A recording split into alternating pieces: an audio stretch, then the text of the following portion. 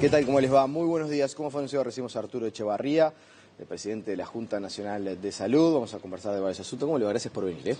Bien, muy bien. Buenos días. Ayer realizaron una conferencia de prensa en la cual exhortaron a las mutualistas, o alertaron en realidad a las mutualistas acerca de algo que ya saben, que no se pueden destinar recursos a la captación de usuarios en el marco de la apertura de lo que se denomina el corralito mutual en el próximo mes de febrero, y que no hay que destinar recursos para ese fin. Tienen ciertos indicios, porque hubo personas procesadas, porque hay denuncias en la justicia. Ahora, ¿fue una alerta que se realizó a las instituciones o fue en realidad una advertencia cimentada? Es decir, fue simplemente, miren que tenemos esto y no queremos que pase esta situación en febrero, o tienen indicios ya ciertos de que hay instituciones que están trabajando para la captación de afiliados por métodos que no están previstos por la ley. Lo que sabemos es que hay personas que utilizan el mecanismo de ofrecer dinero a las personas para que se cambien de institución. Si el mecanismo que utilizan las personas es conocido o no por la institución que está detrás, no lo podemos probar.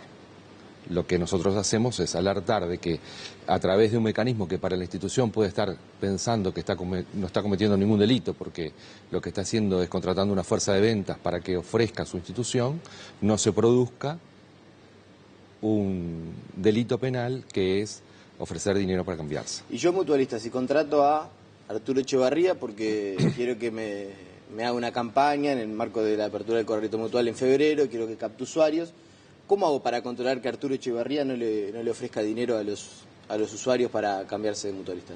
Bueno, ese es el problema que tienen. Dependerá de cuál es el servicio que le ofrecen cuando uno vea que están más cerca o más lejos de una actitud como esta. Por lo pronto nosotros les avisamos que vamos a estar atentos, que ya hablamos con delitos complejos, que vamos a perseguir estas situaciones y que en la medida que tengamos información las vamos a derivar a la justicia penal. Sin más. Sin más. Es decir, ¿está involucrado quien está involucrado? Exactamente. Y en el marco de la investigación que ya se está desarrollando, delitos complejos, hay, por ejemplo, interceptación de teléfonos, hay, no sé, está todo este tema de la utilización del guardián. ¿Ustedes saben cómo se desarrolla la investigación? No, todavía no, pero es posible que se utilicen distintas figuras, como la interceptación de teléfonos o la figura del arrepentido. Hay posibilidades de que se llegue a utilizar para tratar de detectar estas situaciones. Ya en el año 2016 hubo procesados por este tema. Es verdad. ¿Cuántas personas? 2, si no mal no recuerdo. ¿Es una advertencia que está vinculada también al tema de la gestión de las mutualistas? En el año 2016, en algunos episodios, como fue la polémica por el tema de lo que se denominaba el recorte de las cápitas y esas cuestiones, desde la Junta de Salud, también desde el Ministerio de Salud, se hizo una advertencia a las mutualistas acerca de que quizás no estaban administrando los dineros de la mejor manera o de la manera más recomendable. ¿Está algo también vinculado a la advertencia esta a cómo gestionan las mutualistas los recursos? No, no es en el mismo sentido. Quizás recordando lo que pasó en el 2016, el motivo de discrepancia que teníamos con las instituciones es que nosotros pensamos que hay posibilidades todavía de ser más eficientes de lo que se es y por lo tanto las cápitas podrían llegar a tener un reflejo en su valor menor con el correr del tiempo. No que actualmente estuviera en esa situación, sino que se podía llegar a plantearse una eficiencia que permitiera eso. Sin duda, igual acá lo que está involucrado es que hay dinero utilizado para publicidad. Y desde el punto de vista del Ministerio, el dinero utilizado por publicidad no es dinero gastado en la atención sanitaria. Y a nosotros lo que nos interesa es que la atención sanitaria sea lo mejor. Pero es verdad que ustedes, es una consulta que se vio reflejada en algunos medios y en realidad me consta que por lo menos en algunos actores vinculados a la jerarquía de la salud existe preocupación. Dentro de la libertad que tiene cada empresa de pagar los sueldos que deban pagar, ¿es verdad que les preocupan algunos niveles gerenciales de mutualistas que cobran salarios que están por encima quizá del promedio? Sí, cualquier situación que se vaya de los promedios o lo que parezca razonable nos preocupa. Si hablamos en concreto de situaciones de sueldos gerenciales, también puede pasar lo que tenemos claro también de que en instituciones en las cuales la cantidad de afiliados, no sé, 100.000 o 200.000 afiliados, esos salarios gerenciales se ven muy diluidos en la cuota de cada uno, ¿verdad? Entonces, ha habido expresiones que hacen referencia a estos valores como los ocasionantes de determinadas situaciones económicas complicadas, y pensamos que no es así. Por más que digamos, hay determinados salarios que nos parecen demasiado altos. Hay algunos salarios que les parecen excesivos. Sí. ¿Y cuánto cobra cada mutualista por afiliado de Cápita? Bueno, la Cápita está asociada a la edad y el sexo Sí. de cada persona. En promedio anda en los 1.700 pesos aproximadamente. 1.700 pesos. Sí. ¿Y eso finalmente se va a recortar o no?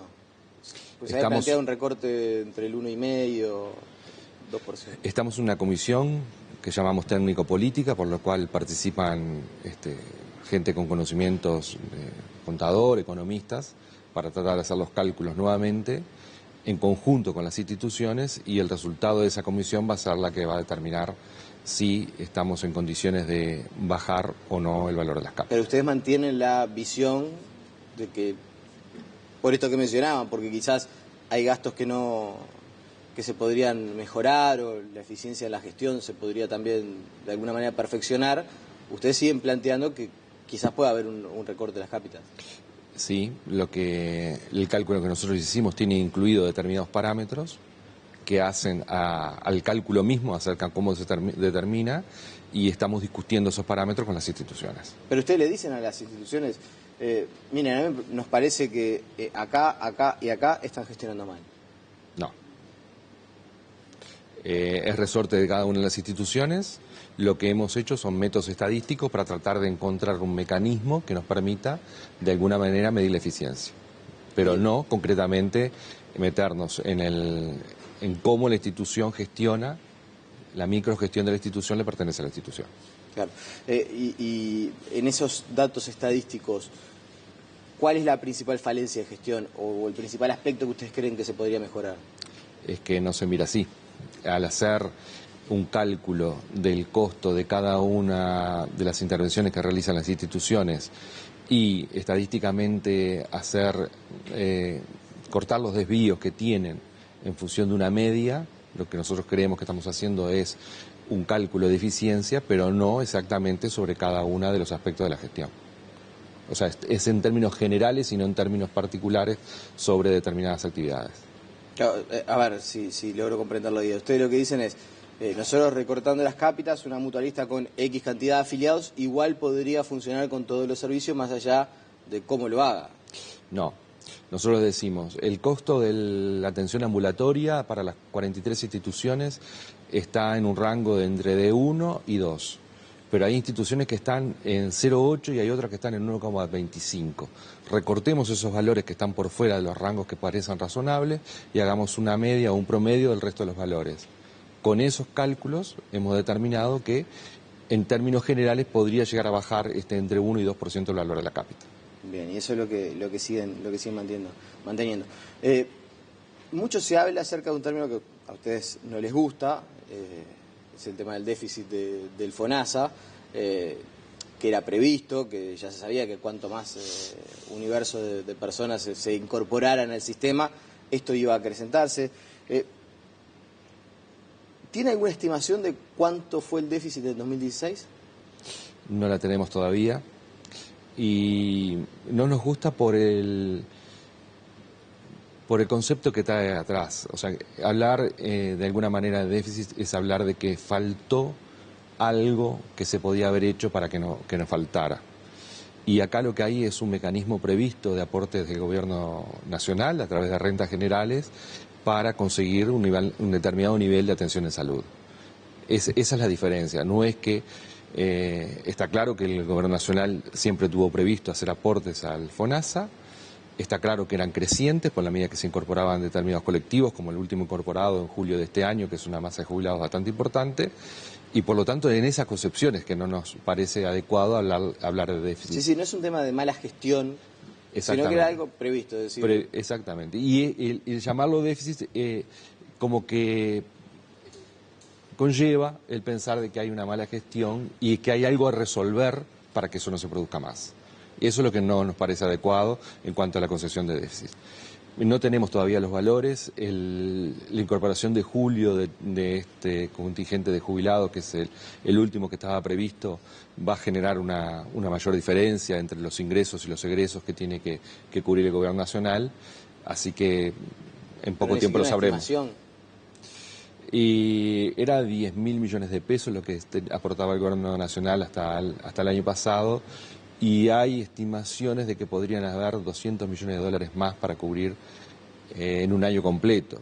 En este caso estamos hablando de medio año, o sea que podrían hablar de 100 millones de dólares, adicionales a los 10.000 millones de pesos. Podemos llegar a hablar entonces de aproximadamente unos 400 millones de dólares. Sí. ¿No? Un tipo de cambio más o menos. Exacto.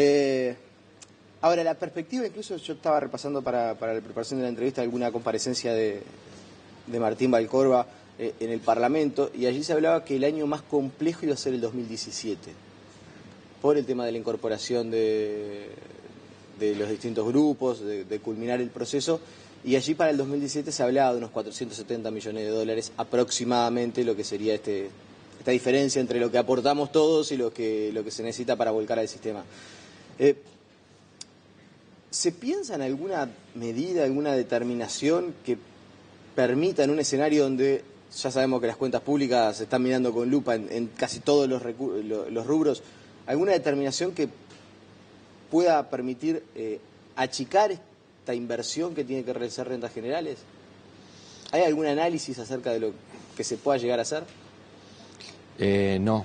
Está bien los 470, si dijimos que este año va a ser cerca de 400, y hablamos de que 100 millones sería el semestre por la incorporación de jubilados, o sea que es una estimación razonable de 470 a finales del 17. La cantidad de gente que se incorpora al FONASA ya está completa, digamos, de acuerdo al programa establecido. Ya no hay más para profundizar No hay más en cantidad de gente, o sea, en el acceso universal que nos tenemos previsto.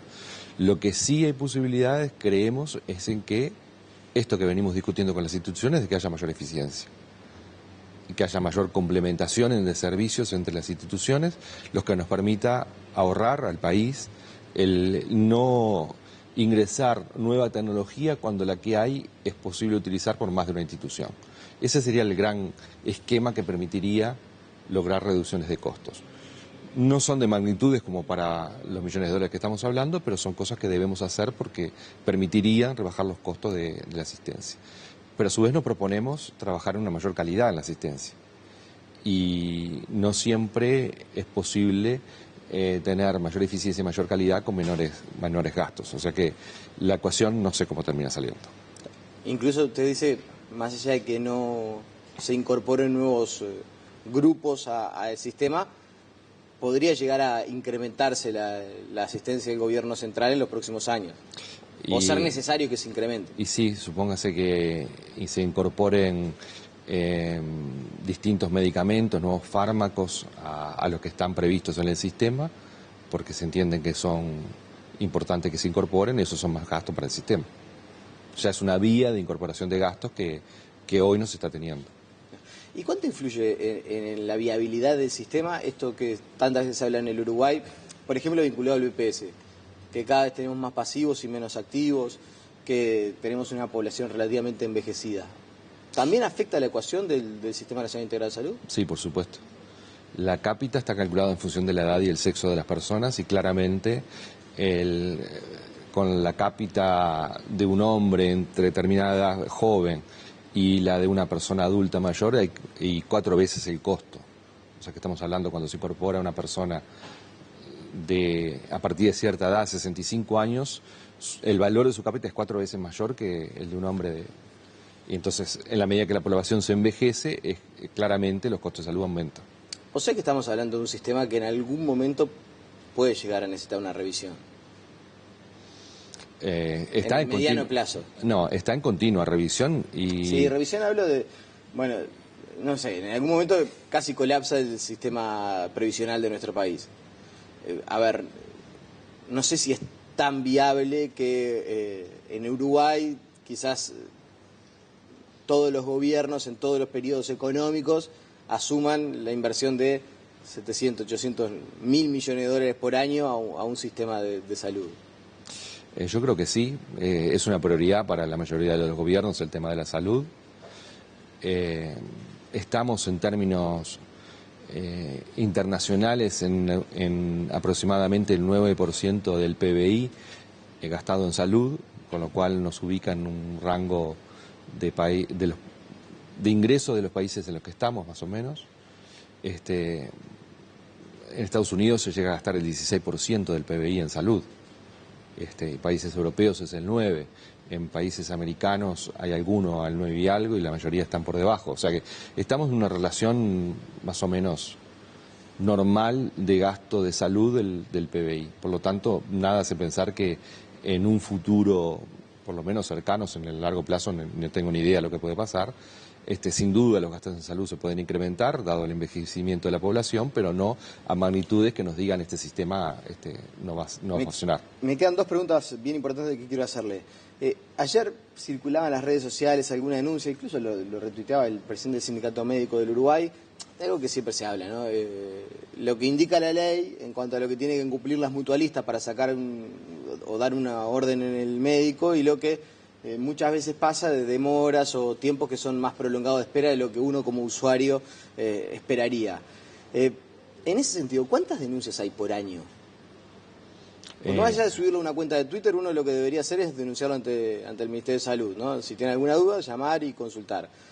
¿Cuántas denuncias hay efectivamente por año acerca de demoras en el sistema mutual?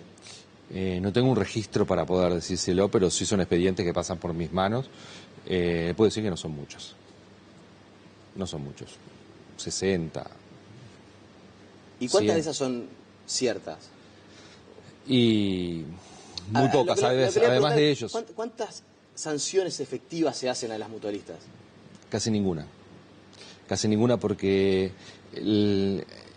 los plazos para los especialistas son distintos, de acuerdo a la especialidad, y la mayoría de las que recibimos son para especialistas en los cuales el tiempo de espera previsto es más prolongado, que la gente desconoce de repente en la legislación y no llega a la denuncia. O sea, no está mal decir que la inmensa mayoría de las mutualistas, en casi la totalidad de los casos, cumplen con los tiempos previstos por la ley. Exacto. En cuanto al otorgamiento de números para médicos, especialistas y todo lo demás. Exacto.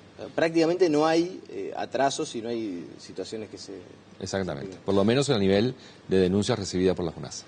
Y otro asunto, ahora en febrero vamos a tener, como todos los años, ya en realidad no tiene casi ni sentido preguntarlo, vamos a tener la apertura del corralito mutual, de lo que se denomina el corralito mutual. ¿Cuántos usuarios es que podrían llegar a cambiarse?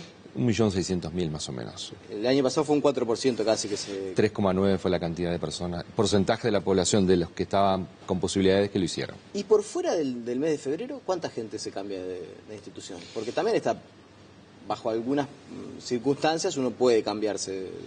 Y le diría que son cientos de personas cambian durante el año, la mayoría de ellas porque cambian de domicilio, después porque no tienen capacidad económica para pagar los tickets y órdenes que de repente le cobran el sistema privado. Y ¿Se ahí está dando eso de gente que no puede pagar el ticket en la mutualista y se pasa al sistema de ACE? Sí, y nosotros lo autorizamos porque está previsto en la ley.